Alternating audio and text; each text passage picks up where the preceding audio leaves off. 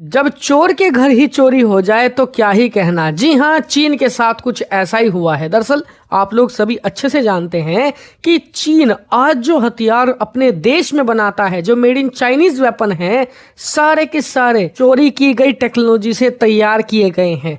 इतना ही नहीं, 1% भी चीन के पास हथियार ऐसे नहीं हैं जो उसने अपने आप पूरी तरीके से तैयार करे हों।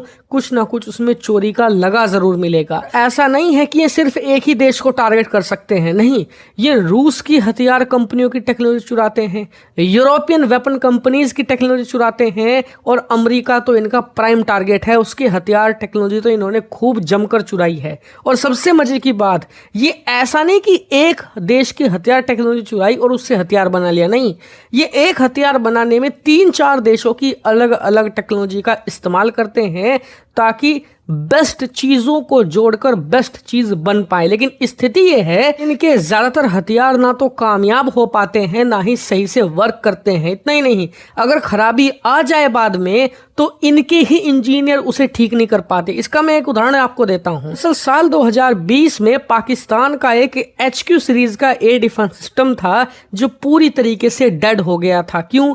क्योंकि चीन के ही इंजीनियर उसमें कमियां नहीं ढूंढ पाए थे और उन्हें ठीक नहीं कर पाए थे। और इसके 2 बड़े कारण हैं। पहला कि ये ऐसा नहीं कि रूस की टेक्नोलॉजी चुराई तो सारा का सारा हथियार रूसी सिस्टम के साथ बनाया गया हो, नहीं, ये आपस में चीजों को जोड़ देते हैं। इस वजह से खीर की जगह खिचड़ी बन जाती है, क्योंकि दोनों देशों की टेक्नोलॉजी एक दूसरे के विरोधी हैं। अगर आप दोनों को जोड़ दोगे, ऐसा समझो कि तेल और पानी को अगर आप जोड़ोगे तो क्या वो जुड़ेगा? नहीं जुड़ेगा, नहीं ढंग से काम करेगा। यही इनकी सबसे बड़ी समस्या है। और बाद में जब हथियार बन भी जाता है, उसमें कोई कमी आ जाए तो ये सुधार भी नहीं पाते।